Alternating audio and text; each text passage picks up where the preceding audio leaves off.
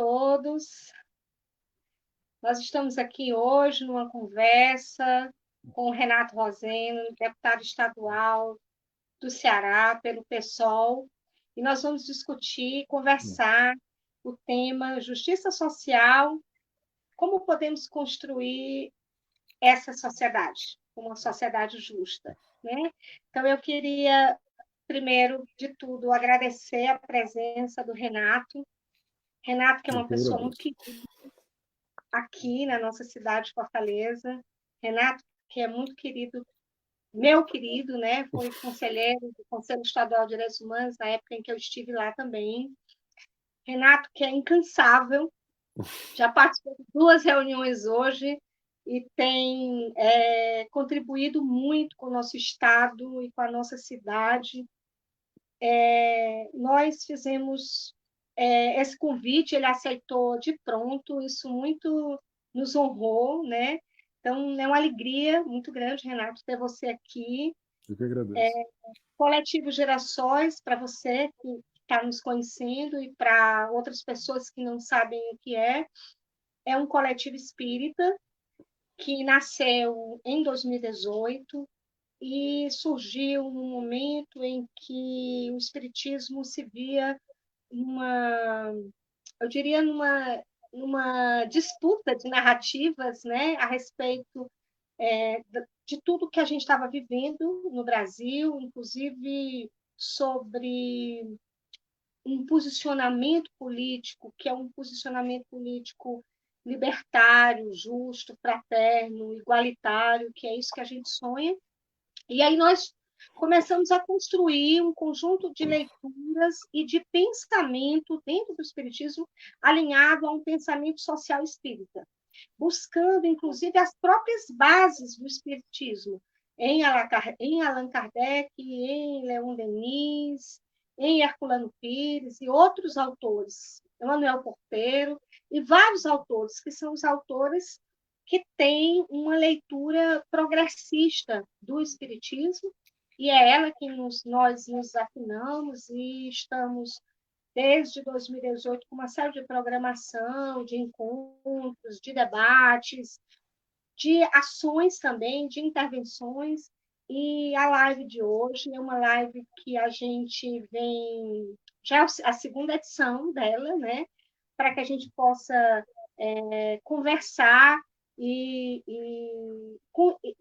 gerar ideias, né, a respeito de uma sociedade justa, né? Qual é o nosso projeto de sociedade? Então, nós convidamos você e eu queria passar a palavra para você, para a gente começar esse momento. E a pergunta geradora, né, que eu queria trazer é a seguinte. Diante desse país, né, que é o Brasil, que foi fundado, um Brasil colonizado, né, fundado pela violência, né, um país fundado sobre o jugo, né, de um colonizador numa perspectiva de uma exploração, né, de uma violência, de uma perspectiva racista. Enfim, como é que você vê essa sociedade?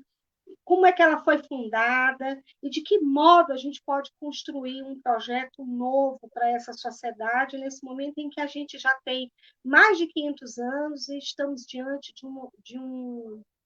digamos assim, de um momento ímpar, né? Quase como um divisor de águas, né? Nesse momento, para a humanidade toda, mas para o Brasil especialmente. Como é que você vê esse momento em que a gente está vivendo e que projeto a gente pode construir? Então, primeiro, Lídia, obrigado a você, né, que eu fico muito feliz de estar dialogando com você e com o Coletivo Gerações. Agradeço muito ao convite e a pergunta que você faz é uma pergunta que eu queria retomar uma expressão que o Frei Beto usa que eu acho muito bonita, é o realista com esperança, né? Eu acho que nós temos que ser realistas de compreender a gravidade do momento planetário, a gravidade do momento, né, da humanidade e a gravidade do momento brasileiro, Mas, ao mesmo tempo, nós precisamos, né, cultivar, né, possibilidades de refazer a nós mesmos, né, assim, de, a partir da nossa ação, superarmos essa tragédia crítica em que nós estamos. Você me coloca num, num desafio muito grande, né? Quando o colonizador chegou por aqui, no século XVI, ele não encontrou uma terra sem humanos, né? Ele encontrou várias sociedades. Ele encontrou sociedades que tinham um nível de sofisticação gigantesco no trato com a natureza, né? Que cultivaram a Mata Atlântica, que souberam lidar com os diferentes ecossistemas e biomas, né? Que desenvolveram, a seu modo, uma cosmovisão, uma cosmogonia, né? Que desenvolveram arte, que desenvolveram, né, linguagem, desenvolveram religiões. Então, o processo de colonização foi um processo de absoluta destruição de tudo que havia. Ou seja, nós somos uma sociedade fundada a partir de signos de destruição. Eu gosto muito de um historiador norte-americano, um historiador ambiental, que ele diz que a primeira coisa que o colonizador europeu fez foi matar uma árvore, né? E na sequência escravizar os indígenas e na sequência escravizar africanos e africanas que foram sequestrados aos milhões para esse lado do mundo. Portanto, era um projeto que não estava assentado em bases de compaixão, solidariedade, empatia, né, de alteridade. Ao contrário, né? Se você for ver, a religião oficial de então, ela demorou 2 séculos para reconhecer a própria existência de alma aos indígenas e demorou 3 séculos para reconhecer a existência de alma aos africanos, né? Era algo nesse nível de objetificação. Então, essas marcas são marcas muito profundas, elas não são. Essa equação temporal, a equação temporal da escravidão, a equação temporal do colonialismo, ela deixa marcas, né, que nos perseguem até hoje, na forma do racismo, mas sobretudo da desigualdade. Eu gosto muito de citar um liberal brasileiro, né? É um liberal, não se trata de uma pessoa do campo de esquerda, mas ele diz de forma muito precisa: se há um abismo entre nós, é o abismo, né, da desigualdade, em especial do racismo, da desigualdade de raça. Então, nós somos isso. Então, essa sociedade cravada na desigualdade. Há pouco eu estava discutindo, inclusive, com professores, colegas seus também, na UFC, e a gente estava discutindo violência, e eu disse, olha, o Brasil nunca foi moderno, né? É a modernidade inconclusa. Ele aparentemente é moderno nas formas de exploração do trabalho, ou seja, você tem robótica avançada, plantas industriais avançadas, né? Drones hoje no agronegócio, ultra exploração do campo, inclusive isso gera, né, um problema ecológico, mas por outro lado você tem relações sociais que são relações que são pré-republicanas, né? Elas não reconhecem a cidadania. Então a cidadania nunca foi a todos. Então, e nós nos encontramos numa encruzilhada nesse momento em que nós, como brasileiros, temos que lidar com problemas contemporâneos que são a crise ambiental planetária, a crise econômica planetária e a crise política planetária. A política, nas suas institucionalidades de 250 anos, ou seja, se você for pensar, essas institucionalidades em que nós estamos, né, as formas de representação, que são sempre muito desiguais e são privatizadas, né, poucos podem acessá-las, né, inclusive eu, como parlamentar, eu digo, eu estou lá, mas sou ponto fora da curva nesse sentido. As formas políticas, as formas econômicas e a crise ambiental, elas são planetárias. Só que no Brasil nós nos encontramos numa encruzilhada em que há outras, digamos, intersecções, que são as intersecções com os temas de longo prazo, né? O Brasil, eu gosto muito dessa expressão da historiografia brasileira, o Brasil ele mantém, né, questões de longo curso, questões de longo prazo. A desigualdade, né, o racismo, o patriarcalismo, a ausência de um Estado social garantidor, a ausência. É um país em que o governo foi tomado, sobretudo, pela elite econômica, e a elite econômica tornou-se elite política. E que o governo é instrumentalizado não em favor das maiorias, mas em favor das minorias, e que as maiorias temem, portanto, a autoridade governamental. Quando o básico de uma democracia seria o contrário, que as autoridades temessem o seu povo, e não que o povo temesse a autoridade. Está muito equivocada essa ordem de coisas. Então, nós estamos nessa encruzilhada histórica, e me parece que não nos deve animar a nostalgia. Acho que a nostalgia, apesar de ser um sentimento né, importante, né, somos nostálgicos, né, muitos de nós, né, a nostalgia nos atravessa no momento de isolamento, né, de isolamento obrigatório, mas a nostalgia nesse momento das formas do passado, ela não nos leva a vencer o desafio do presente, que é o desafio de reinventar o futuro, né? A nossa humanidade, ela não se encontra, né, necessariamente num certo passado, idealizado ou não. A nossa humanidade se encontra no presente, na nossa possibilidade de realizar novo futuro. Eu acho que nós estamos num momento em que a gente tem que pensar o seguinte, olha, por exemplo, a pandemia, ela é fruto desse desequilíbrio ambiental. Ela não é por causa da sopa lá de Wuhan. É porque, dentre outras coisas, nos últimos 30 anos, a ampliação das fábricas, das fazendas industriais, né, das fábricas de proteína animal, levou à devastação de muitos ecossistemas, inclusive no Sudeste Asiático. Nos últimos 30 anos, 200 zoonoses migraram e mudaram a sua genética, né, onde elas habitavam, né, ecossistemas não humanos e foram para atacar os humanos, ou seja, os epidemiologistas, virologistas, né, os zoologistas, eles vão dizer o seguinte, olha, nós teremos pandemias a cada 10 anos se nós não alterarmos o fluxo de produção de comida no mundo, porque nós estamos degradando o ambiente, gerando cidades insustentáveis, né? Veja as nossas cidades, são cidades, veja Fortaleza, né? Fortaleza é uma cidade que tem 1 milhão de fortalezenses morando em assentamentos precários. Portanto, o discurso sanitário, ele é um discurso que, inclusive, pode soar insensível e cínico. Você diz para as pessoas, lave as mãos, né, toda vez que entrar em casa. Muitas pessoas não têm esgoto, né? Não tem água, é isso. Assim, por exemplo, os educadores estão sendo confrontados agora com a possibilidade de retorno presencial às aulas. E eu nem sei se isso é possível, não sei se isso é desejável, e se for, em que condições seria. Uma das condições seria que tivesse água em toda escola. Nem toda escola no Nordeste brasileiro tem água, né? Então, me parece que nós estamos lidando com problemas do passado e problemas contemporâneos, e que a saída não seria uma saída, digamos, de abraçar necessariamente o sentimento nostálgico. Eu acho que é muito importante que nós nos permitamos alguma ousadia. Uma ousadia que ela conjugue serenidade e firmeza. Serenidade porque vai ser longo, ou seja, nós temos que ter a sabedoria dos serenos, né? Porque vai ser longo esse caminho não vai ser um caminho de afogadilho, mas ao mesmo tempo que nós tenhamos a ousadia daqueles que têm convicções.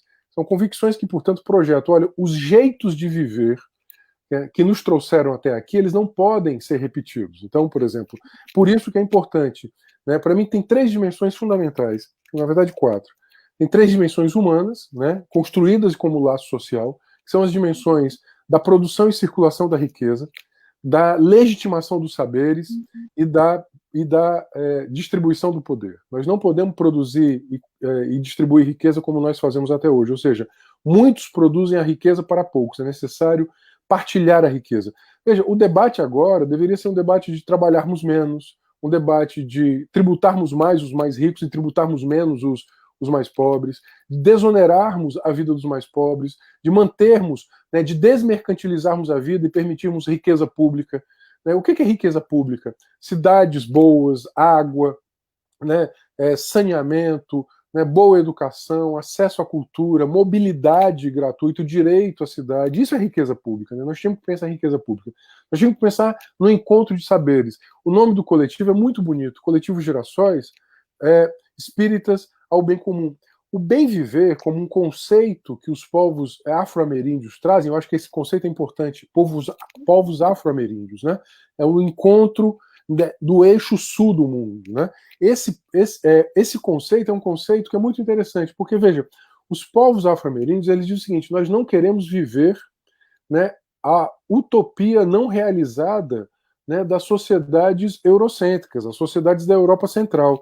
Nós temos que pensar que desse lado do mundo, aqui na América Latina, ou então mais perto de nós aqui no Nordeste brasileiro, nós temos um jeito de viver que pode ser um jeito bom também. Ele pode ser justo, ele pode ser belo, né? Ele pode ser pleno. Então nós temos que pensar o saber, a riqueza e o poder. O poder é o que estrutura, sobretudo, a nossa sociedade.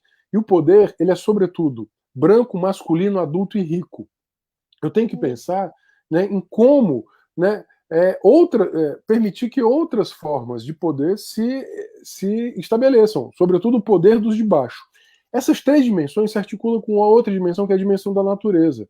Se nós não reencontrarmos. Veja, o grande problema da humanidade nos últimos 5 séculos foi ter tratado a natureza como coisa, como mercadoria. Se nós não tratarmos a nós próprios como natureza e, portanto, reencontrarmos a natureza para além da sociedade da mercadoria, nós não vamos superar essa encruzilhada em que nós estamos. Então, acho que o caminho vai ser pensar riqueza pública, portanto, nós precisamos muito de um Estado capaz de ampliar essa riqueza pública, né? Para isso é necessário enfrentar rupturas. O grande. Veja, eu estava lendo ontem um jornal britânico, e esse jornal colocava que, né, dentre outras coisas, está acontecendo no mundo é uma loucura tão grande que está havendo maior desemprego, menor consumo, menos clientes, e essas empresas que estão pedindo, inclusive, né, falência, concordato ou recuperação judicial na Europa, mantêm o seu valor no mercado de ações, porque os bancos centrais, né, estão emitindo moeda para manter o valor destas empresas. Isso quer dizer o seguinte: tem um tal nível de descolamento do capitalismo financeiro da vida real que a humanidade está morrendo e o capitalismo financeiro está mantendo a rentabilidade, né, do mercado de ações. Então, nós temos que pensar o seguinte: esta sociedade ela não é para todos. Nós temos que pensar uma sociedade em que caibam todos e não simplesmente os donos das ações que correm na bolsa. Claro, era isso que eu ia, quando você estava falando, eu pensando, como é que é possível construir um modelo de sociedade justa num sistema capitalista? Então, nessas 4 diretrizes, né, que você coloca para a gente, o saber, o poder, né, a riqueza e a natureza. A riqueza, né? Como é que é possível isso dentro de um modelo de sociedade capitalista? Quais são os desafios que são os desafios, digamos assim, de uma proposta de sociedade que reinvente o capitalismo, ou que rompa com ele, né? E isso tem a ver, obviamente, com uma perspectiva de Estado, né? Como é que o Estado também ele é. Eu fico pensando que há um modelo de Estado, que é o modelo de Estado neoliberal, que pensa o governo apenas como um aplicador de serviços, ou como alguém que oferece serviços.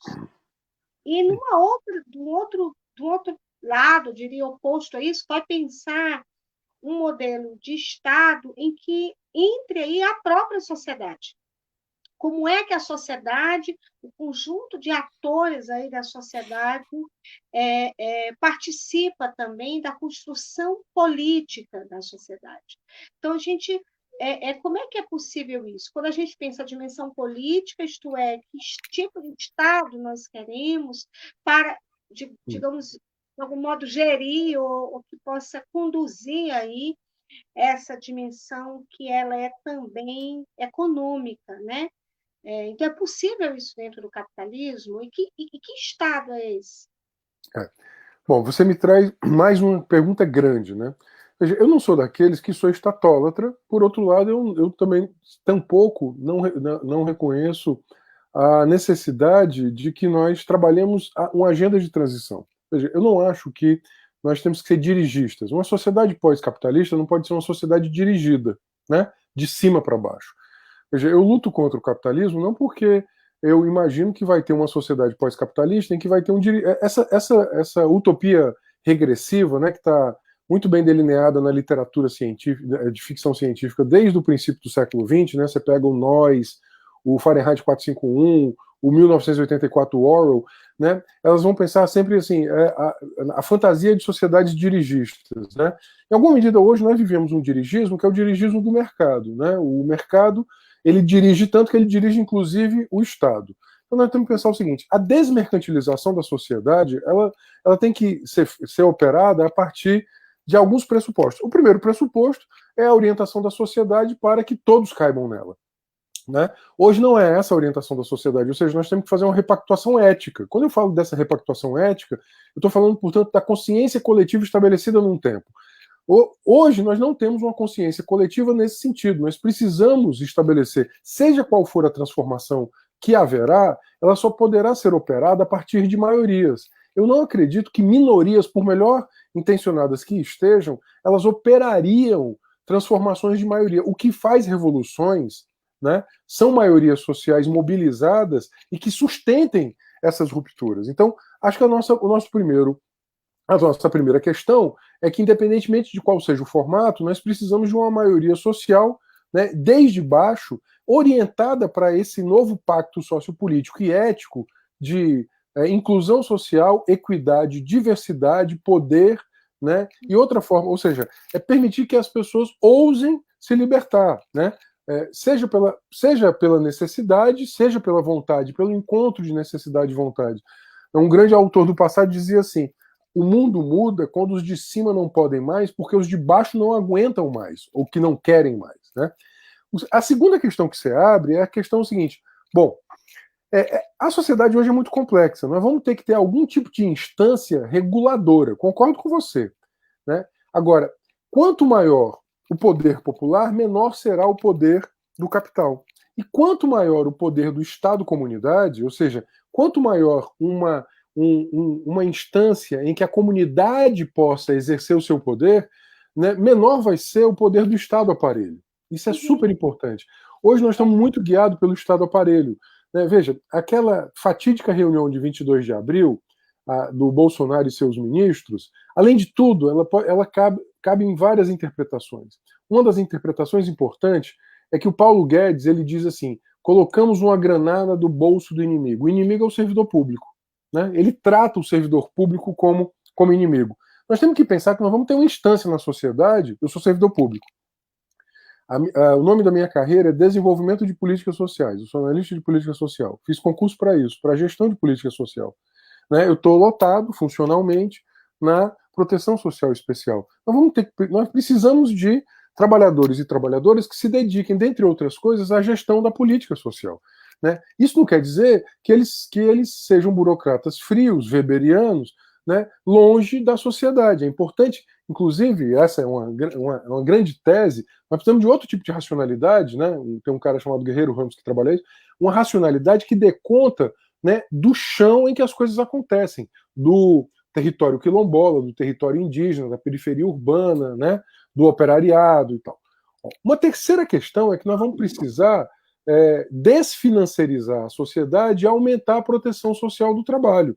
Qual é a função de um Estado? Acho que a função do Estado seria, sobretudo, num Estado, numa outra sociedade, né, servir a maioria e não servir a minoria. Né? Hoje ele é mais coerção do que coesão. Nós temos que pensar como é que ele poderia ser mais coesão do que coerção. Ele é coerção dos indesejáveis, né? Ele é coerção daqueles que não cabem. Veja, pergunte para um menino negro da periferia urbana, né, se ele se vê nessas teias de representação. Não, para ele, o estado que chega é o estado de repressão. É a prisão, é o hiperencarceramento. Há pouco eu lembrava, o Brasil está com 366 encarcerados para cada 100 mil habitantes. Isso é maluco, nós estamos com 60 mil homicídios, 720 mil encarcerados, ou seja, o tamanho do estado coerção. Na outra, ou seja, você gasta muito dinheiro na coerção e você não gasta dinheiro, por exemplo, na coesão social, na política pública de cultura ou de educação. Nós estamos gastando hoje, né, com segurança pública, 5% do PIB, isso na segurança pública. Se você botar a segurança privada, vai para 10% do PIB, enquanto isso o gasto social federal fica na casa de 15% do PIB. Então, nós precisamos, sobretudo, digamos assim, desprivatizar o Estado. Se você dissesse, vai começar por onde? Hoje, a gente vai começar pela política econômica. A política econômica não pode ser uma política contra o povo. E a política econômica hoje é contra o povo. Ela é contra o servidor público, é contra a professora, é contra o policial, é contra o sem terra e o sem teto. Ela é a favor de quem? A política econômica é a favor do banqueiro. Ano passado nós gastamos 25% do gasto federal, né? A receita corrente líquida foi 1 trilhão e 300 bi. 25% da receita corrente líquida virou juro para banco. Isso é uma loucura. Loucura total. Nenhum país transfere tanto dinheiro dos mais pobres. Veja, as pessoas que estão nos vendo aqui, né, devem pesar no bolso delas, né, o imposto. Claro, porque elas são pessoas são setores médios que não podem escapar do leão. ou então, né, porque o leão já tira da folha de pagamento. Ou são pessoas que compram bens de consumo. Veja, quem ganha até 2 salários paga 42% do que ganha em imposto. Agora, quem ganha 160 salários para cima paga 10%. Ou seja, o Estado brasileiro, ele é o Robin Hood às avessas, ele é o Hood Robin. Ele tira dos pobres para dar aos ricos. Veja, eu tenho que. Se eu fosse começar amanhã, dia, né, 18 de junho, eu começaria por reforma tributária, política macroeconômica, mas, sobretudo, agora é o seguinte: você não ficaria um minuto no poder, sem dúvida alguma. Essa agenda, ela é uma agenda que ela só pode ser operada se nós tivermos maioria social. Eu estou vendo aqui, estão passando aqui os letreiros, alguém falou de descolonização. A gente tem que começar descolonizando o pensamento.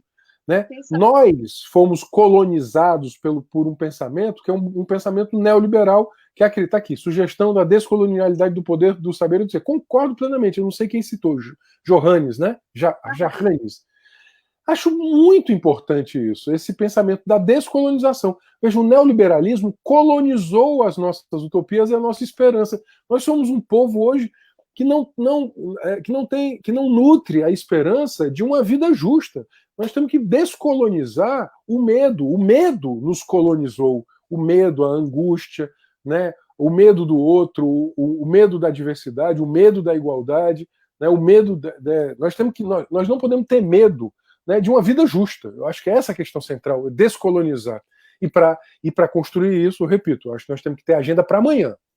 Tudo que eu estou falando aqui não é para começar daqui a 100 anos, é para começar amanhã. Reforma tributária, mudar a política econômica, ampliar o poder popular, né, isso é para amanhã. Agora, isso precisa de manifestação organizada. Manifestação não é o ato performático. Manifestação é a maioria mobilizada. Quando eu digo isso, eu não estou falando da maioria mobilizada nas instâncias atuais de representação, que elas não conseguem hoje. Veja, pergunte você tem filha adolescente, né? Tem. Pergunte se ela tá com quantos anos? Ele tem 16. Está com 16. Pergunte se ele se sente encantado com as instâncias de representação que ele vê. Se ele se sente apaixonado. Veja, não há política para nós que somos desse lado do mundo, não há política sem paixão. E se eu tenho instâncias que não apaixonam as pessoas, eu não vou para lugar nenhum. Né? O que aconteceu com aquele belíssimo movimento de mulheres negras nos Estados Unidos? Reapaixonaram os jovens. Né? Isso é fundamental. Nós não vamos para lugar nenhum sem paixão nem compaixão. E isso tem a ver, Renato, com algumas questões que eu acho que tem a ver, que é a democracia, né? Um modelo político em que a sociedade possa participar, fazendo controle social também, fazendo participação e a própria política pública. Então, nesse sentido, a gente pode pensar que a construção, e aí vai com uma pergunta, mas eu já, de algum modo, antecipo um pouco também a minha opinião, que a partir disso que você nos coloca, né, que é a sociedade participando nessas instâncias organizativas, essas instâncias, elas alcançam, de algum modo, quando o Estado proporciona. Então, eu estava pensando aqui que, por mais que você tenha dito, e eu concordo com você, a gente não imagina um Estado aparelhando tudo. Essa transformação social ela não vem das instituições estatais. Elas vêm da própria sociedade quando ela se organiza e vai construindo aí, mas ela dialoga também com o Estado à medida em que ela funciona como mediadora. E ela é capaz de fazer controle social, ela faz intervenção, que ela... Aí vem a participação dos conselhos, né, dos comitês, dos coletivos, né, que podem aí, como instâncias organizadas também, poder participar. Sem dúvida. Hoje as pessoas transferem dinheiro pelo banco, mas não transferem opinião para as instâncias públicas de controle social. Isso é uma loucura. Ou seja, a pessoa bota lá um internet banking num celular, né, até para ter acesso ao Bolsa Família e tal, mas, por exemplo, ninguém utiliza essa tecnologia para perguntar para elas coisas básicas da cidadania ativa. Isso. E essa perspectiva que é a cidadania ativa, acho que é o conceito, né, que você trouxe para a gente, que nós aqui do Coletivo Gerações temos muito forte, né? Porque quando a gente pensa o bem comum, a gente pensa na perspectiva coletiva de uma esperança, né? De uma construção de um mundo novo, em que esse comum seja também da partilha de todos, né? Dos bens, dos saberes, e aí a gente tem muita afinidade com o que você disse, né? Com a riqueza, enfim, com o poder também. Mas eu queria trazer essa dimensão do poder, mais uma vez, e você sabe que eu tenho uma aproximação teórica, né, com Hannah Arendt. Sim. Hannah Arendt vai trazer para a gente uma ideia de poder que é o seguinte: ela vai dizer que o poder jamais é violência e que o poder é o agir em concerto, né? Quer dizer, ela tem esse conceito, ela tem essa dimensão de que o poder ele só pode ser exercido no coletivo. E aí eu queria trazer um pouco essa discussão mais para o âmbito político, sabendo você de toda a sua luta como parlamentar, né? E essa pergunta que eu estou fazendo, que eu vou fazer agora, é um pouco para que a gente possa refletir um pouco sobre a nossa conjuntura atual do Estado do Ceará com relação ao fazer político, porque a gente sabe que a sua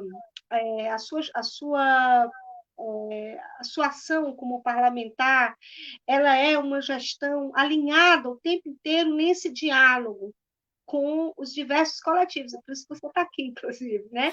Com coletivos, com os movimentos sociais.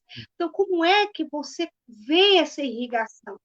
Como é que você esse modelo de sociedade, que é um modelo de justiça social, ele pode acontecer porque há um paradoxo. Qual é o paradoxo? É uma sociedade consumista, uma sociedade, às vezes, pouco empática. A gente tem visto aí um pouco um individualismo, né, muito crescente. Então, como é que você consegue lidar com esse contraditório que ocorre? Quer dizer, ao mesmo tempo em que você lida e que você mira, né, a sua ação parlamentar nos organismos nos coletivos organizados, nos grupos, nos segmentos populares, e ao mesmo tempo a gente vê que é muita gente também isolada, organização política, desencantamento com a política, desertificação, individualismo, enfim. Como é que é lidar com essa contradição? Você me lembrou aquela frase do Matrix que o Zizek utilizou: bem-vindo ao deserto do real, né? O real hoje é um deserto, né? Esse real é um deserto. E nós temos que, você utilizou o verbo irrigar, nós temos que irrigar o deserto, né, com afetos que nos permitam, né, a paixão de uma outra vida.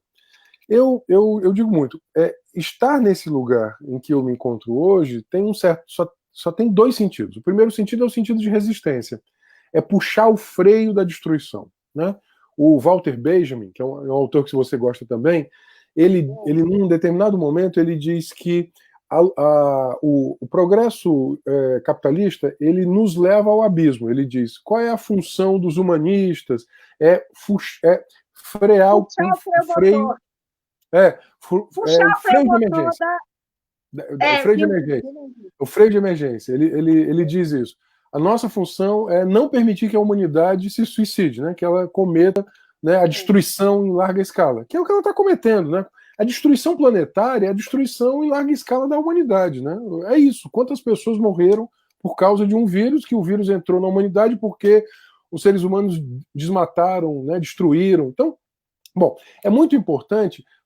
A primeira função é essa. Nós temos que frear. Eu vi aqui que algum colega colocou o tema da agricultura familiar, né? Nós temos que aprender a comer de outro jeito, produzir alimentos de outro jeito, né? Isso é fundamental. Nós não podemos ficar escravizados pelas 5 grandes transnacionais, por exemplo, da comida, que estão, né, acabando com as florestas para produzir proteína animal ou soja. Esse é só um exemplo. Ou seja, nós temos que frear o freio da destruição, da locomotiva da destruição. Essa é a primeira tarefa. Agora, a segunda tarefa, isso você pode fazer de dentro do Estado.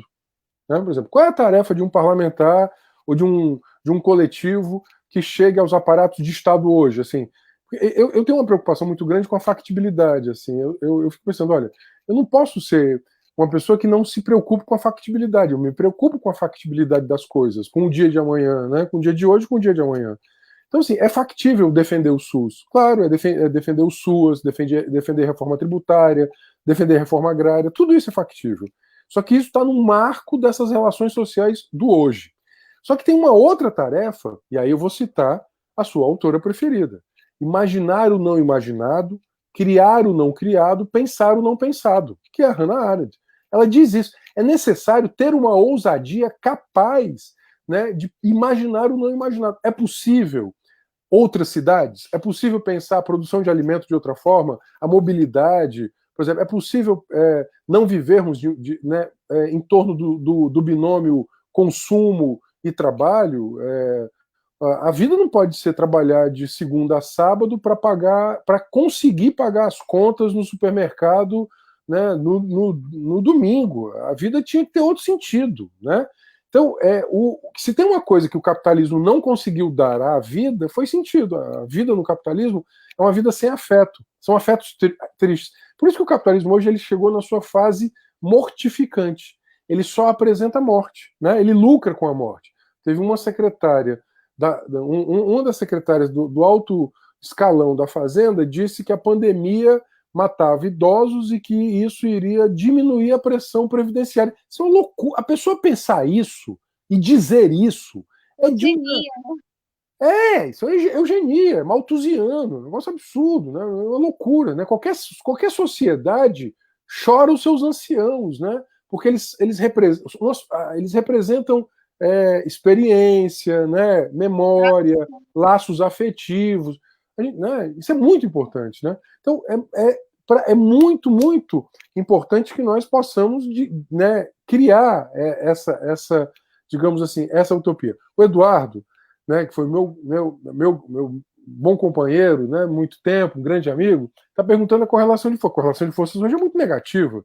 Agora, eu não posso ser aprisionado pela hipótese, né, de que ela não muda. Ela muda. Né? Ela mudou nos Estados Unidos na eleição parlamentar de maneira impressionante. Eu acho que é muito importante analisar a situação concreta a partir das ferramentas, né, analíticas que temos hoje, mas compreender que essas ferramentas analíticas elas são muitas vezes limitadas e que não nos permitem antever, inclusive, mudanças.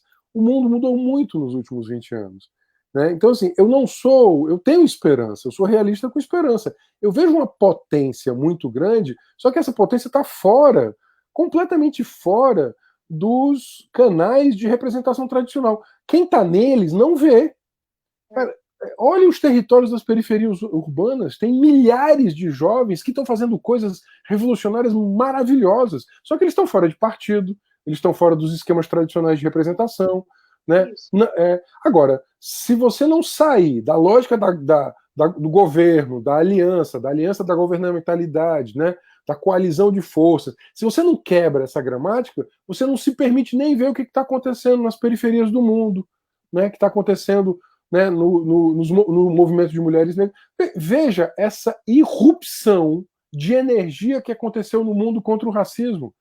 Quem seria capaz de imaginar tamanha irrupção de energia? Nenhum de nós.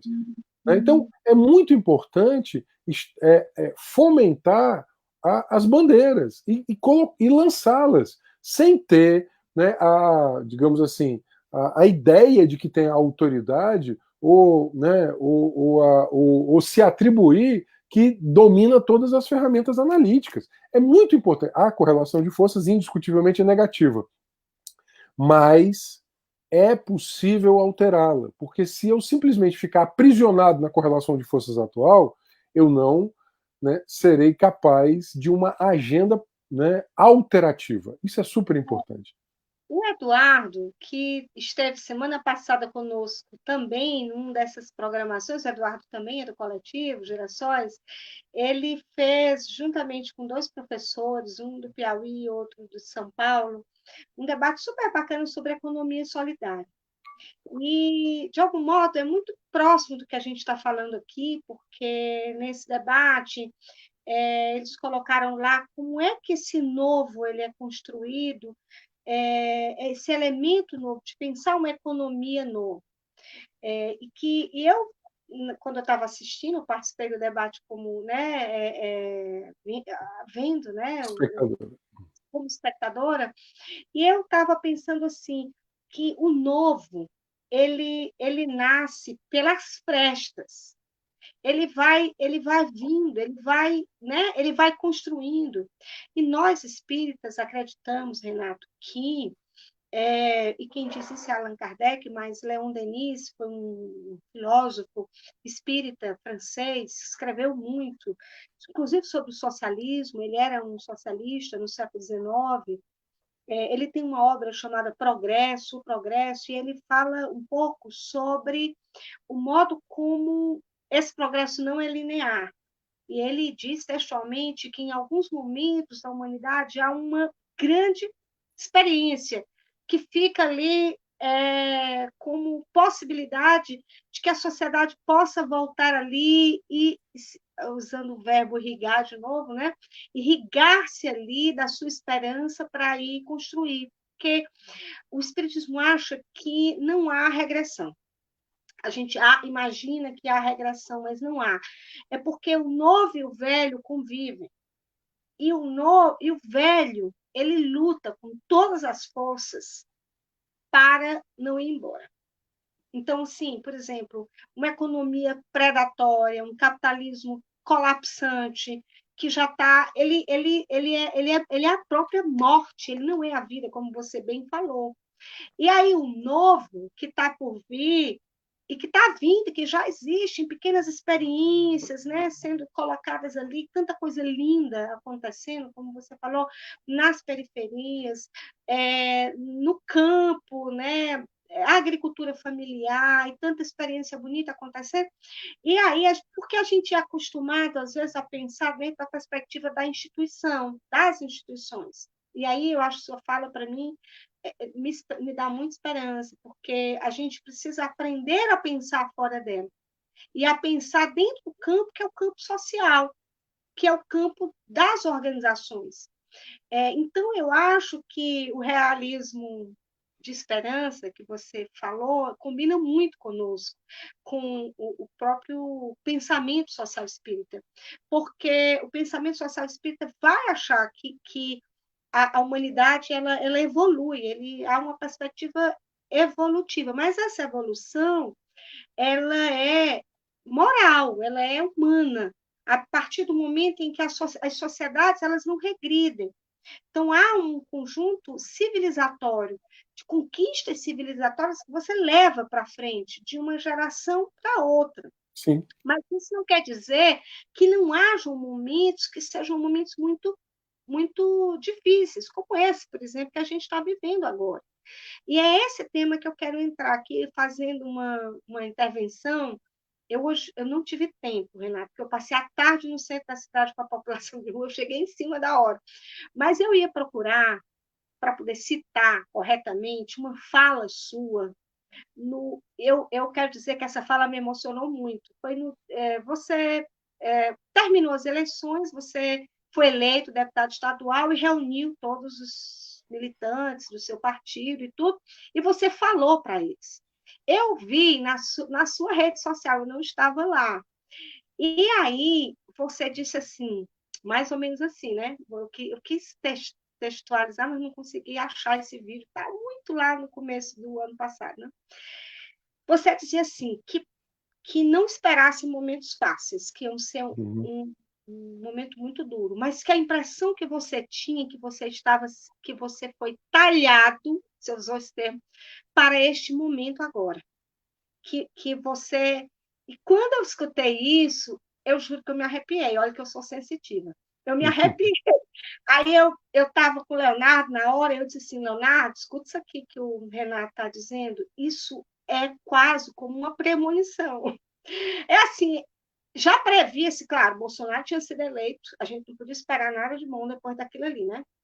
E que a gente esperava realmente momentos muito duros. E aí eu queria que você falasse um pouco sobre essa esperança, sobre isso que estava no seu coração naquele dia, que é qual é o papel, nesse momento, o papel da política. Como é que a política, como sua, como parlamentar, mas também no sentido da política mesmo, o que, que a política pode fazer hoje? O parlamento, né, pode fazer hoje, nesse momento tão difícil para o Brasil. Nossa. Você lembra que você disse? Foi isso Sim. mesmo? Me lembro, na verdade, não era que era eu, mas éramos nós, né? Nós. Eu me lembro, e eu vou linkar eu fico muito emocionado, porque me permite, inclusive, tava pensando comigo mesmo sobre 2013. O Eduardo, há pouco, perguntou como é que muda. Eu lamento muito de que uma parcela importante dos progressistas brasileiros, eu vou utilizar progressista, eu não gosto muito desse conceito, porque parece que progresso é o progresso econômico, né? É outra coisa. Vamos lá, os humanistas, os que Progresso defendemos. positivista lá, que está ordem e progresso na nossa família. Isso. Vamos utilizar os humanistas e tal. Uma parte importante deles não entendeu 2013. 2013 já tinha uma energia antissistêmica ali. Tinha uma energia antissistêmica. E porque havia uma geração que era uma geração que foi capturada pela direita. Veja, Bolsonaro, o fascismo, ele nunca é antissistêmico, ele é a cara do sistema. Né? O autoritarismo não é antissistêmico, ele é a cara do sistema. Mas eles ocuparam, manipulando com a fábrica de fake news, manipulando o tema da corrupção. O autoritarismo brasileiro, ele manipula historicamente 4 grandes temas. O tema da corrupção, se você for ver no Estado Novo, foi assim também, na década de 60 foi assim também, né? O Jânio, né? A ditadura e tal. O tema da economia, dizendo que ele seria capaz de gerar empregos. O tema dos valores morais, né? De que ele cria uma sociedade idealizada do passado.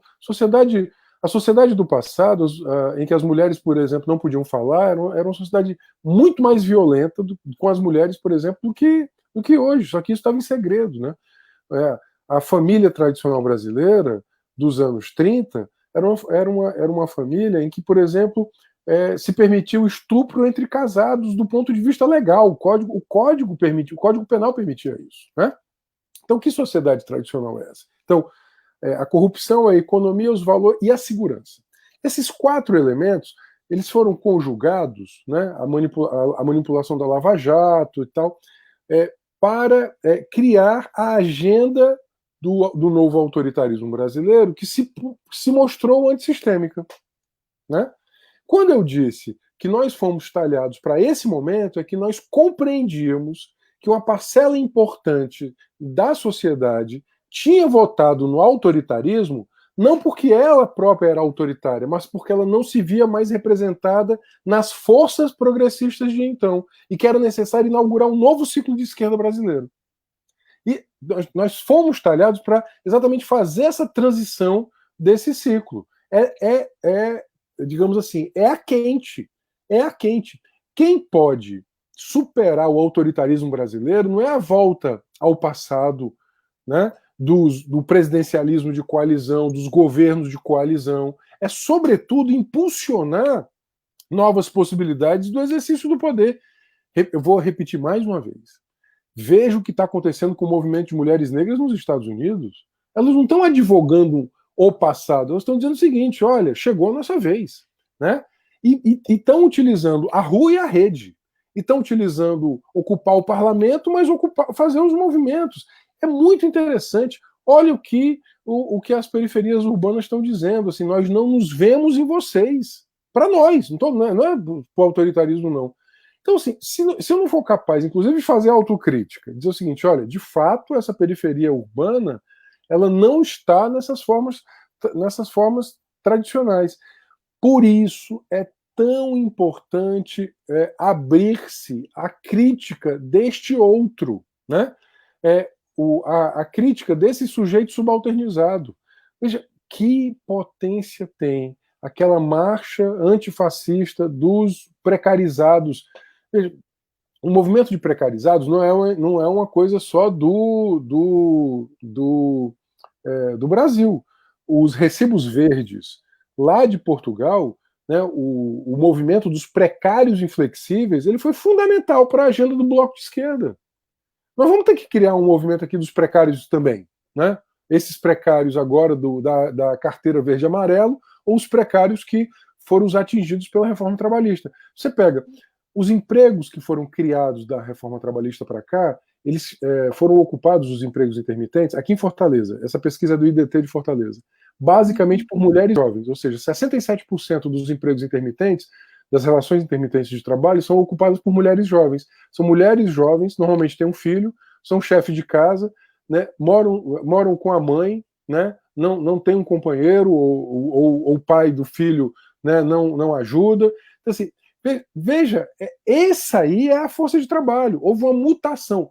A questão, e aí eu, né, enfrentando e acolhendo, né, o grande desafio que é a agenda da mudança, é o seguinte: é como é que nós passamos a ser uma força política capaz de dialogar com essa força social. Não há força, né, política sem força social. Porque senão vira partido cartorial, né? Senão vira sindicato cartorial. Se não tiver energia social colada. Veja, a energia social do movimento sindical urbano dos anos 70 criou duas ferramentas, as maiores da América Latina, o PT e a CUT. Só que o PT e a CUT foram fruto do seu tempo, da sua energia social lá dos anos 79, né? E foram fundamentais. Nós temos que pensar o seguinte: ok, nós não temos mais o movimento do ABC, a teologia da libertação, ou, né, aquelas organizações de esquerda dos 70. Qual é a força social antissistêmica hoje? Acho que a primeira tarefa é uma força social capaz, né, de juntar essa nova forma de organização do mundo do trabalho, esse precariado. Nós estamos muito longe, nós temos que comer muito feijão para chegar nisso. A Sara está perguntando aqui da educação. A Sara é uma amiga, sua parente, inclusive, né? Sua sobrinha, salvo engano, né? Da geografia. Acho que ela é sobrinha do meu esposo, do Leonardo. Ela coloca um tema que é um tema importante. Seja o que for que venha a acontecer, essa força social ela só vai ser criada a partir de uma disputa de narrativa. Nós perdemos a explicação do mundo, né? A explicação do mundo, ou seja, o mundo está sendo explicado a partir dos autoritários, né? Não está sendo explicado a partir dos democratas. E nós temos que dizer o seguinte: olha, a ideia de aliar-se às forças tradicionais, né, que governam aí o presidencialismo de coalizão, né, não politizou a sociedade. A sociedade está menos politizada hoje. Você sabe que eu sou militante dos direitos da infância há muito tempo e tal. Tem uma história que eu gosto muito de contar, sempre que eu estou dando aula, é sobre a emenda Criança Constituinte. Na Assembleia Constituinte de 88, as duas principais emendas com maior número de assinaturas foram a emenda da reforma agrária e a emenda chamada Criança Constituinte ou Criança Prioridade Nacional. Né? É 1,5 milhão. Quem conta magistralmente essa história é a professora Ângela Pinheiro, na tese de doutorado dela, que virou um livro lindo. Né? Eu fico pensando, aquele 1,5 milhão de brasileiros que acostaram suas assinaturas para que as crianças tivessem direitos, eles existem hoje? Se nós formos às ruas e praças do país dizendo que nós temos que ampliar os direitos de cidadania das crianças, nós vamos conseguir 1,5 milhão de assinaturas? Acho pouco provável. Isso dá conta da nossa democracia. Tem um cara que eu gosto muito, o Avritzer, que ele diz que a democracia brasileira é pendular, né? Ela é um pêndulo, né? Entre o autoritarismo e a democracia. O autoritarismo e a democracia. Olha, nós temos que parar esse pêndulo e botar a bola na democracia, a bola do pêndulo. Agora, para isso, nós precisamos, né, de disputar, de fato, a narrativa política, formação política, trabalho de base, né, e agenda. não tem. As pessoas não vão se referenciar em nós se a gente não tiver agenda, né? Ou simplesmente pela disputa das eleições. Veja, eu fui a 120 escolas públicas nos últimos 4 anos. 120 a 130 escolas públicas nos últimos 4 anos. Por causa do trabalho de prevenção de homicídios. Foi absolutamente importante para a minha subjetividade estar na escola pública com essa, né, com essa meninada de periferia. Né? Uhum. Ou com as mães que perderam seus filhos. A mãe bota o dedo na minha cara e diz assim: se fosse seu filho, alguma coisa tinha acontecido. Ou então a mãe diz assim: eu escutei o tiro que matou meu filho. Né? Por quê? Porque ela olha e vê o seguinte: ela não nos vê, ela nos vê como um poder qualquer. Né? E esses meninos e meninas estão muito afim de fazer coisas, estão muito afim de uma vida melhor. Né? O problema é que nós não somos mais hoje capazes de apresentar isso. Acho que esse é o grande desafio. Eu acho que esse desafio não vai ser vencido por um só, não vai ser vencido por um único coletivo, mas ele tem que ser vencido a quente. Nós somos talhados para esse momento agora. Por quê? Porque eu digo assim, as nossas palavras não podem ser palavras que sejam do passado. Né? Voltando ao Benjamin. Né? O Benjamin gosta muito de um desenho do Paul Klee, que é o anjo, que ele batizou de o anjo da morte, que ele diz que a história é como se fosse um anjo que agita né, agita o passado batendo as suas asas. Eu fico pensando assim, nós não podemos ser profetas do passado. Eu acho que esse não é o nosso lugar. O nosso lugar não pode ser de profeta do passado. O nosso lugar tem que ser de pensar o presente e dizer o seguinte: olha, você aí que está caminhando 80, pedalando 80 quilômetros em cima da bicicleta, entregando iFood, assim, eu me importo muito com você. Acho que eu quero muito caminhar com você. A gente não é capaz de fazer isso ainda. Eu não é capaz. Se ele olha para mim, ele ainda me vê como um deputado. E para ele, todo deputado é igual e todo deputado faz parte dos esquemas tradicionais sistêmicos. Isso. Ele olha para você e vê como uma professora universitária. Se a gente não conseguir essa aliança profunda com o precariado, veja, pega Fortaleza. 70% de Fortaleza é setor de serviço, 50% é informal. Certo? Então, as nossas pautas têm que ser capazes de dialogar com esse circuito que a vida está passando aí. Né? Ouçam as mães que perderam seus filhos, por exemplo. Estou muito perto delas. Toda vez que eu sento com essa. É uma potência de vida muito, muito, muito grande. E é uma coragem muito grande porque elas perderam aquilo que lhes era mais caro. Elas enterraram os filhos assassinados. Né? Assim, e elas têm uma potência gigantesca de enfrentar o poder. Veja, o governador até hoje não sentou com essas mulheres. As mulheres da chacina, por exemplo. Faz, né, 5 anos que a gente pede um pedido de desculpas do Estado e isso nunca chegou. Gente, qual é o medo que o poder tem de sentar com essas mulheres? É Né? humano, é simples, gente. Humano, ou seja, e aí, né, ou seja, a política é feita de símbolo, a política é feita de gesto. Não tem gesto para essa camada da população. Os gestos que a política tradicional dá são gestos de acordos, né, de gabinete, de artimanhas, de coalizões, né, de governabilidades. Nós temos que criar outros gestos. Acho que isso é muito importante. O Fabrício, que tinha falado antes aqui um pouco sobre as utopias do desejo, e eu queria mandar um abraço muito carinhoso para o Fabrício, que é um médico e um psicanalista, um cara muito importante para o nosso coletivo. Quando ele fala aí desse desejo, ele tá fazendo a seguinte coisa, ele diz que precisamos superar a luta do fetiche, da mercadoria desejo, para desejar o novo. Nele investir, então, e construir novas utopias desejo. E aí eu coloco isso para você, porque a gente já está com 1 hora da nossa conversa, isso passou rápido demais, nós temos mais meia hora. E eu tinha uma coisa, eu queria levar a nossa conversa para a esperança. Não sei se eu quero voltar para a desesperança, não. Mas eu queria, ainda falando em desesperança, e depois a gente pegar um pouco esse mote do Fabrício, porque é o seguinte: você falou de força social. E é uma pergunta que eu me faço, eu não tenho essa resposta e eu quero que você. A gente está construindo, na verdade, alguns. Não Tem tem, muita pode ser. coisa que é só aproximação, né? O bolsonarismo é uma força social? Como é que a gente encara essa força, esse movimento que surge aí? Ele é uma força social? Como é que a gente encara isso? Qual é o desejo, então, dessas pessoas? Porque é, no meio disso tudo que a gente está vivendo, a gente ainda precisa ainda encarar esse movimento que aparece, que se apropria de algum modo de algumas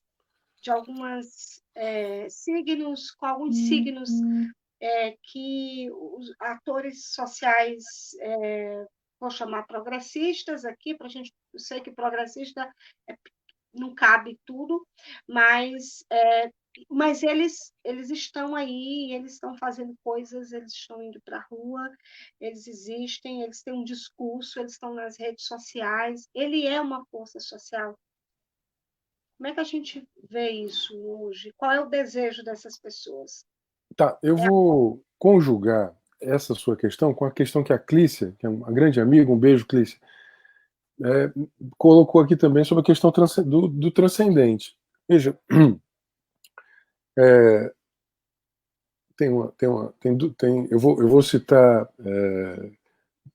dois ensinamentos de pessoas, vamos chamar, dizer assim, absolutamente distintas. Tem um versículo bíblico que diz que nem só de pão vive o homem. Tem uma frase do Trotsky que nem só de política vive o homem. Não?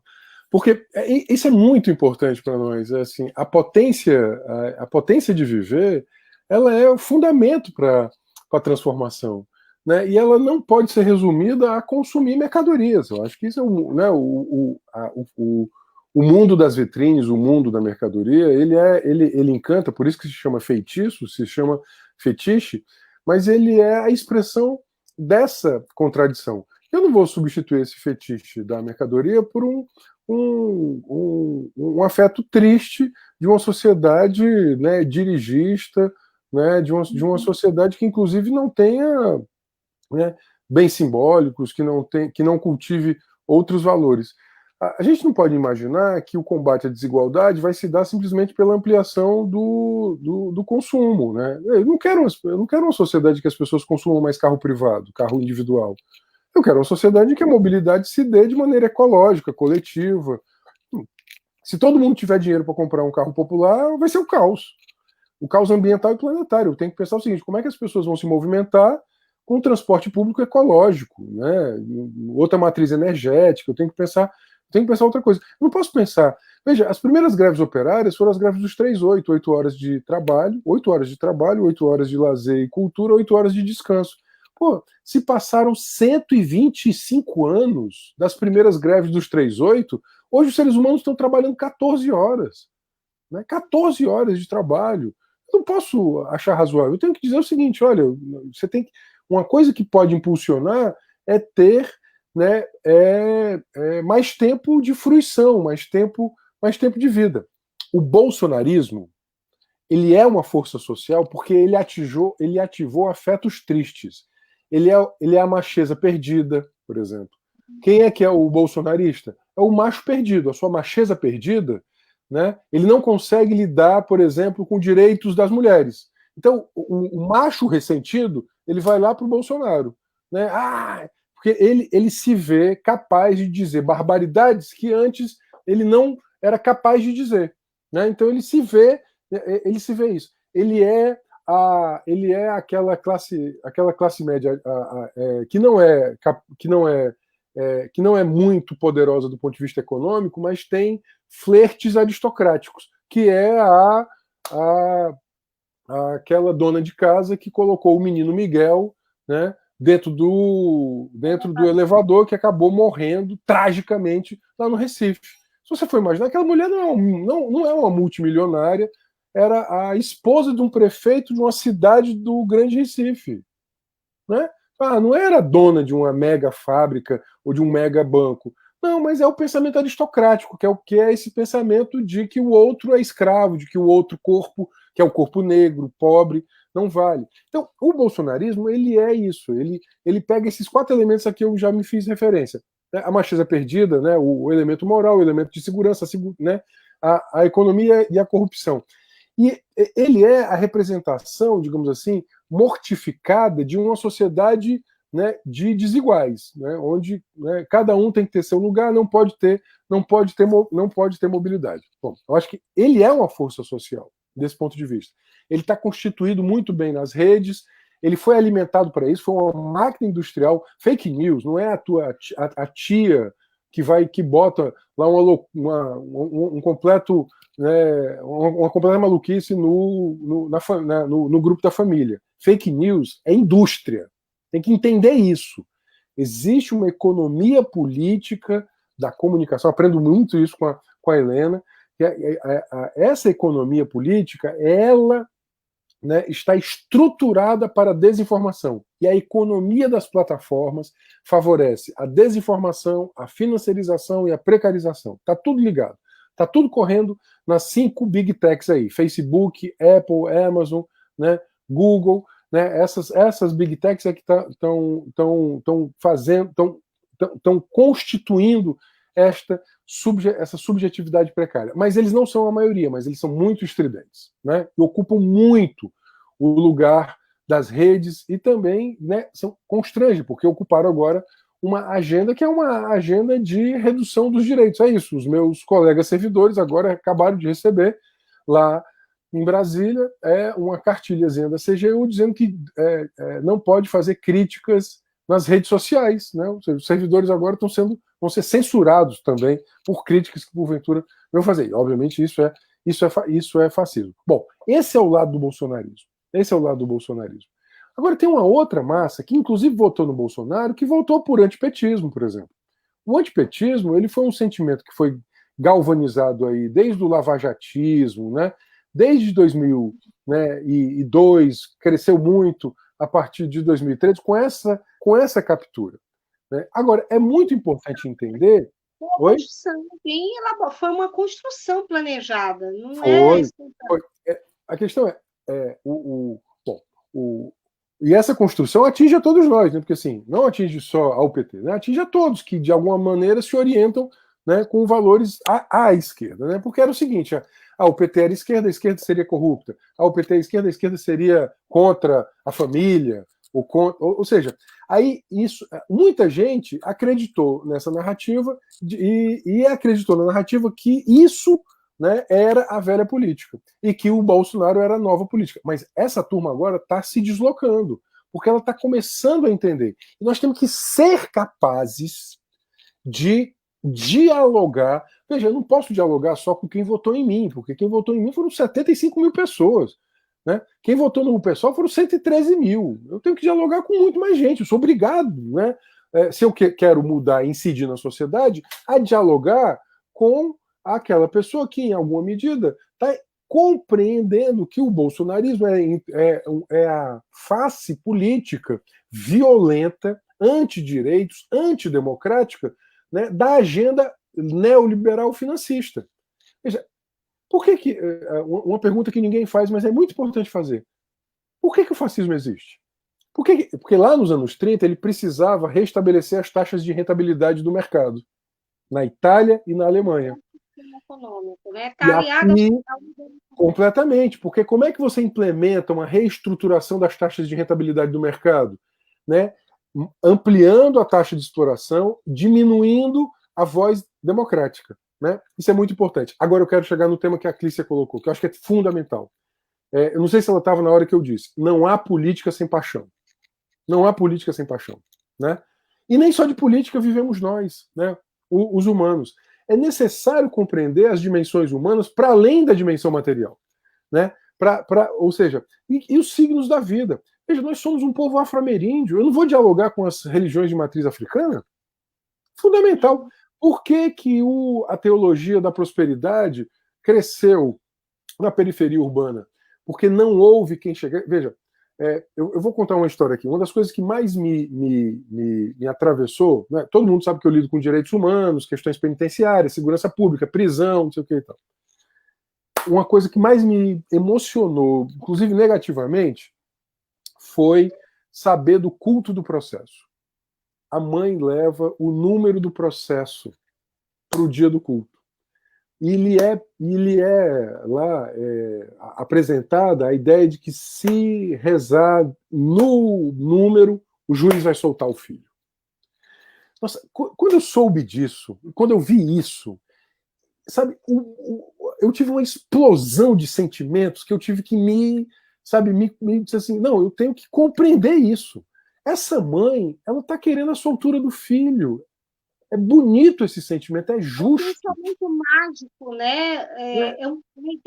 É a ideia do pensamento mágico que está conosco, de que Aí vem um determinado tipo de teologia que pode dizer o seguinte: olha, eu vou soltar seu filho. Eu vou soltar seu filho. Ou seja, aí não tem necessidade de defensor público, advogado, direitos humanos. Não, não. Eu vou soltar o filho. Veja, é preciso ocupar, digamos, né, um lugar na sociedade em que nós possamos, de fato, permitir que a transcendência das pessoas não seja manipulável ou manipulada, né, a partir dessas, digamos, manipulações que são feitas das trocas materiais, das compensações materiais, desse tipo ou seja, porque nessa narrativa é como se não houvesse sistema penal, coletividade, 720 mil presos, 75% deles, né, sem ensino fundamental, 58% deles entre 18 e 28 anos com as suas mães, né, sendo diaristas, sendo comerciárias, né, tudo isso. Então, é muito importante que nós, sobretudo, né, possamos defender que a sociedade que nós queremos é uma sociedade que permita, né, o exercício defendamos o exercício dessa transcendência e que ela não seja manipulável, né, por esse tipo de teologia. Eu concordo com o que a Clícia colocou. Ter abandonado essa dimensão abriu espaço para que ela fosse manipulada. Né? Veja, essa é uma dimensão absolutamente estruturante do ser. Né? Ela estrutura o ser, então nós temos que, né, dialogar. Muito importante dialogar com isso. E é uma dimensão que também ela guarda, né, uma memória importante da luta por justiça. Veja, se você olha as dimensões da religião, elas, sobretudo, falam a nós de muitas lutas de amor e de justiça, né? De compaixão, de solidariedade. Veja, você pensa bem, onde é que habita, né? Onde é que habitaria o Cristo histórico se estivesse aqui hoje? Nos palácios ou nas periferias?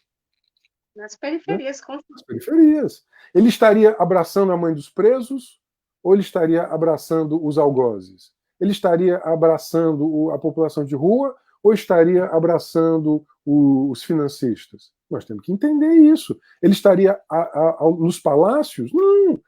Mas me parece tão óbvio dizer isso. Né?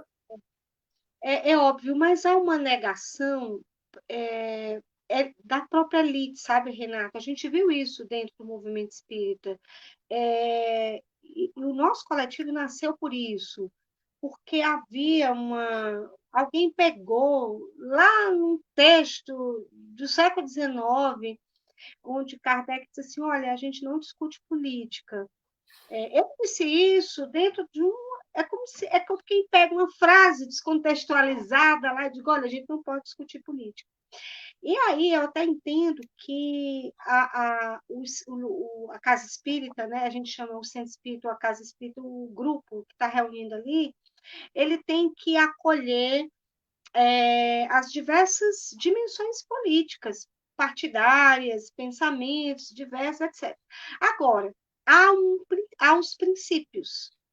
Então, aquilo a qual, onde vai congregar todos. Né? Então, assim, por exemplo, aquilo que a gente não pode, coisas que são indefensáveis, por exemplo. né?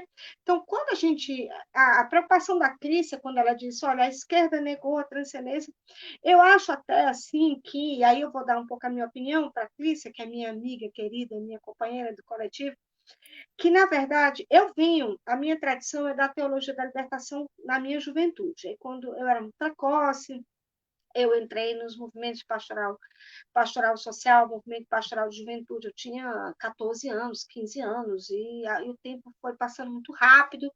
Aos 16 anos, eu já estava filiada a um partido político. Naquela época, a gente nem votava, mas a gente podia se filiar. E tal, e tudo muito rápido. Quando chegou aos 20, eu encontrei o Espiritismo. Eu já disse isso diversas vezes, foi uma história de amor que não foi pelo Espiritismo, mas foi porque eu namorava um cara que era espírita, não sei o quê, e o cara disse assim, eu não conhecia o lugar onde eu frequento, e tudo eu fui. Então, assim, eu acho que essa transcendência em mim, aí eu vou falar de mim, só aprofundou a minha visão política e a minha visão humanitária, né? E se você viu essas pessoas que passearam aqui, o Herbert, o Eduardo, a própria Clícia e outros, são pessoas religiosas, né? A gente podia falar aqui do Simões, estive com o Simões segunda-feira, foi delicioso falar com É ele. aniversário dele hoje. Ah, é o aniversário dele hoje, pois então, ixi, Maria, eu não falei com ele. Simões, querido, feliz aniversário. Enfim, então, quando a gente vê tantas pessoas que são pessoas que têm a marca da espiritualidade, porque a espiritualidade, Renato, ela é um fogo, ela é um foguinho assim que acende dentro da gente. E a religião, ela que acende a religião.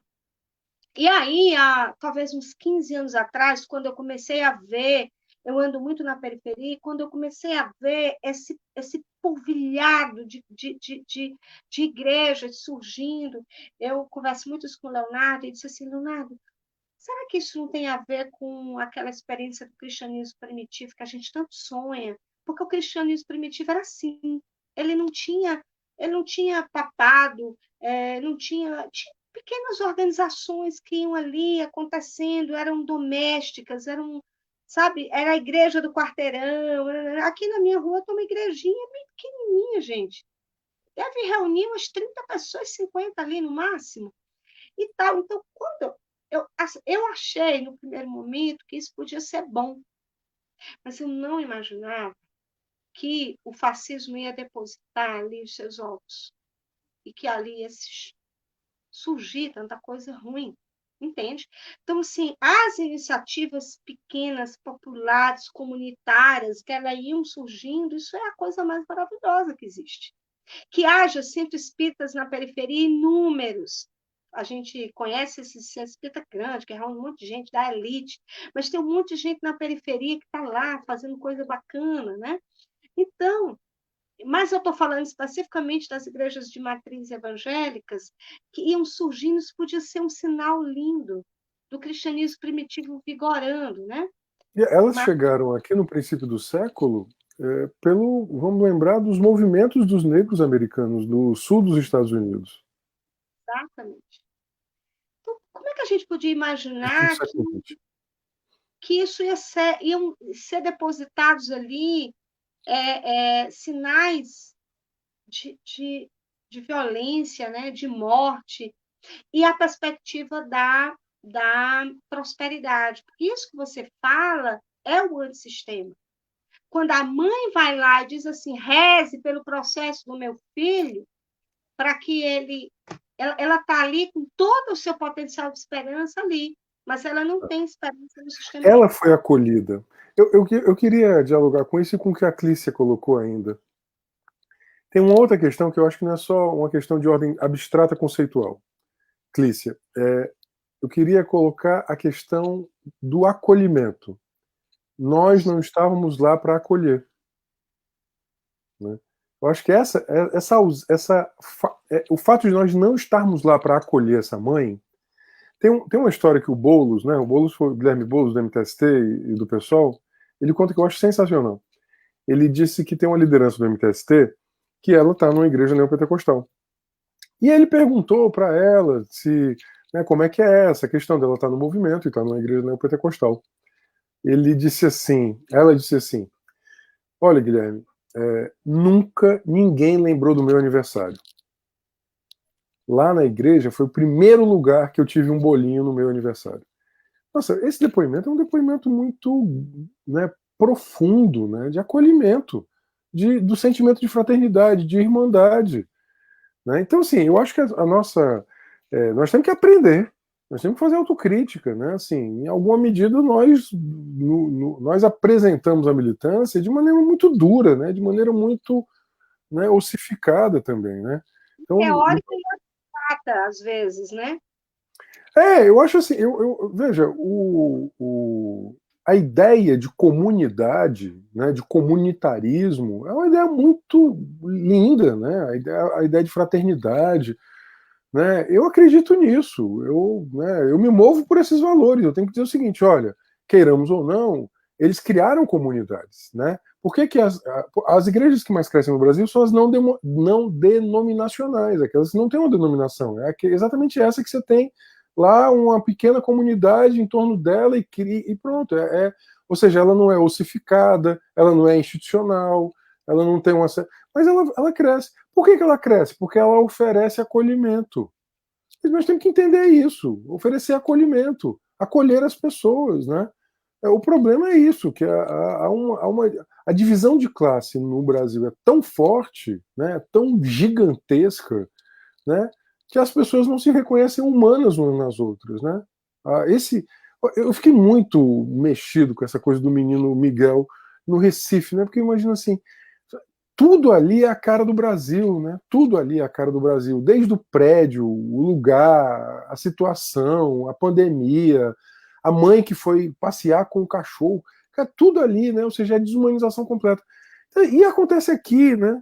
Assim, eu acho que tudo isso é muito, nos ensina muito. Eu quero muito ter capacidade de aprender, né? Eu erro muito, mas eu acho que é isso, né? Nós somos falhos, limitados, incompletos, né? Eu acho que a gente tem que assumir isso. Nós temos um jeitão, né, muito ossificado ainda que precisa.